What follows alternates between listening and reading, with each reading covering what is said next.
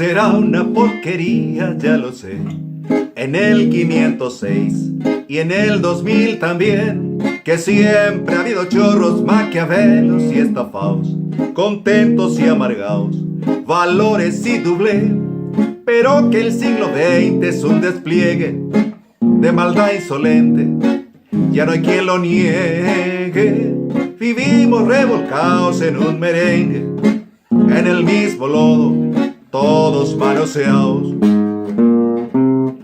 Hoy resulta que es lo mismo ser derecho que traidor, ignorante, sabio, chorro, generoso, estafador. Todo es igual, nada es mejor, lo mismo un burro que un gran profesor. No hay aplazados ni escalafón, los inmorales nos han igualado. Si uno vive en la impostura y otro roba en su ambición, da lo mismo que seas cura, colchonero, rey de bastos, cara duro, polizón.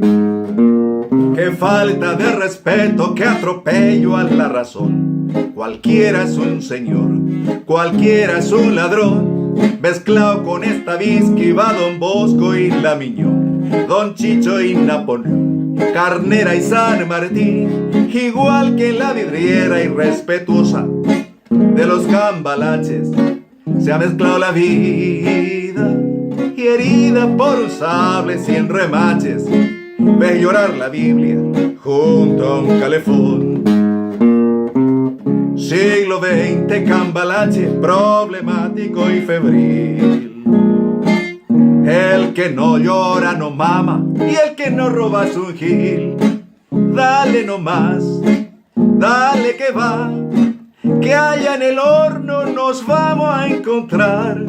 No pienses más, siéntate a un lado, que a nadie importa si naciste honrado.